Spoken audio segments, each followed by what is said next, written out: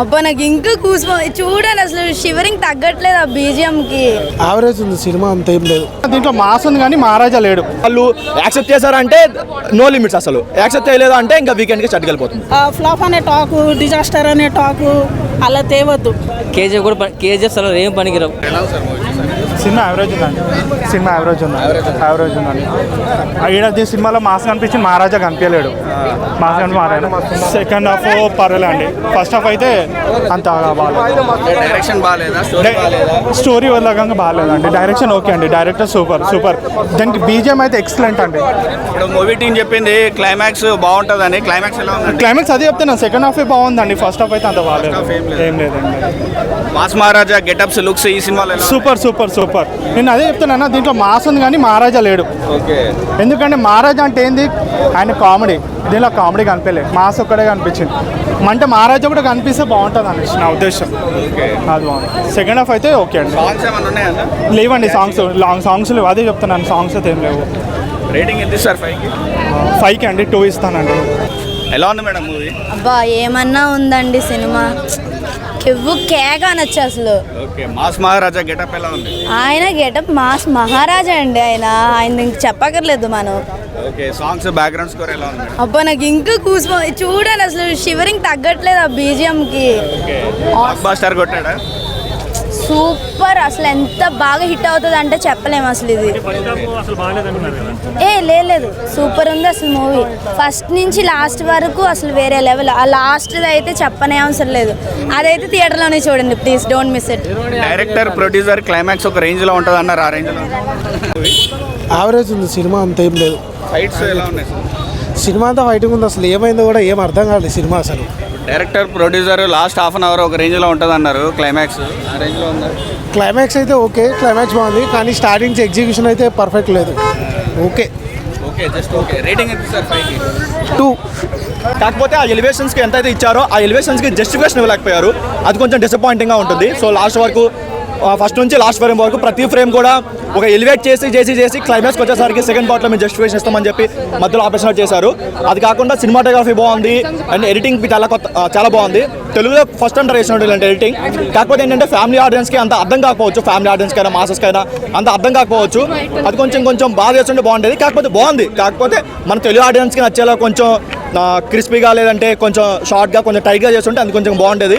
KGF range, Salaar range elevations ఉన్నాయి. First నుంచి last వరకు ఎలివేషన్స్ ఉన్నాయి. ఆ ఎలివేషన్ జస్టిఫికేషన్ లేదు.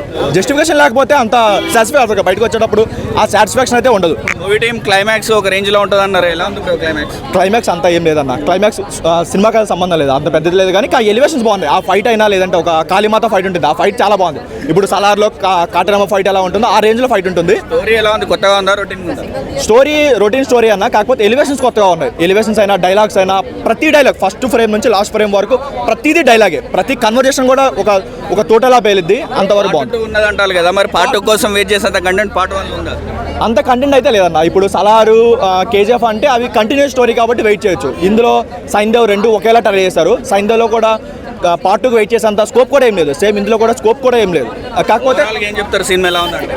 ఓవరాల్గా బాగుందన్న. కొత్తగా ట్రై చేశారు, బాగుంది. కాకపోతే రవితేజ గారు మేకవర్ అయినా, అతని పర్ఫార్మెన్స్ అయినా వాటి కోసం చూడొచ్చు. అది కాకుండా రవితేజ గారి రెగ్యులర్ మూవీస్ ఉంటాయి కదా, ఎంటర్టైన్మెంట్ అయినా, సాంగ్స్ అయినా, కామెడీ అయినా, అలాంటివి ఎక్స్పెక్ట్ చేసి వస్తే మాత్రం డిసప్పాయింట్ అవుతారు.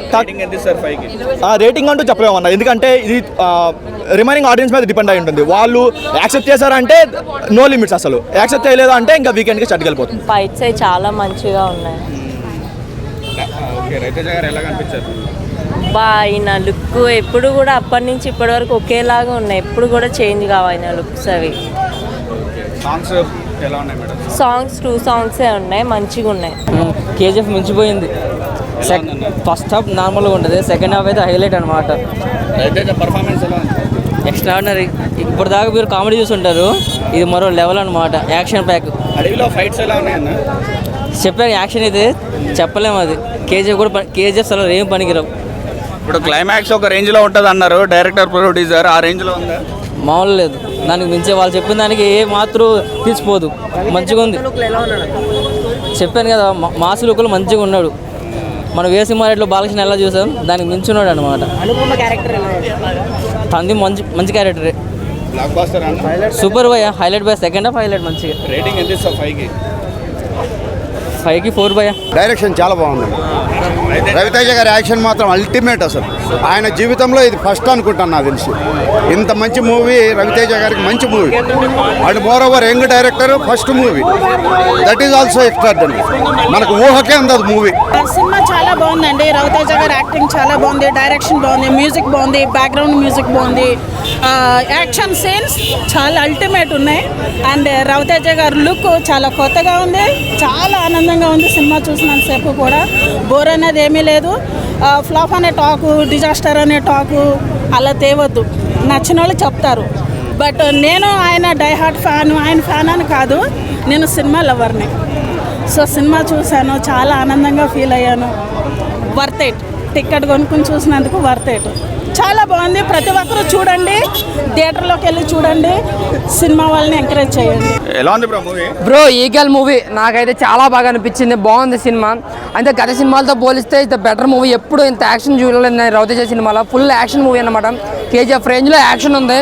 ఇంకా రవితేజ గారు లాంగ్ హెయిర్, ఆ గడ్డం గట్ట చాలా బాగుంది. ఇంకా నవదీప్ గారు క్యారెక్టరేషన్ అయితే చాలా బాగుంది. ఇంకా హీరో సమానంగా ఆయన క్యారెక్టర్ ఉంటుంది. ఇంకా అనుప పరమేశ్వరి క్యారెక్టరేషన్ కూడా చాలా బాగుంది. ఆవిడకి సినిమాలో కూడా ఒక పార్టే.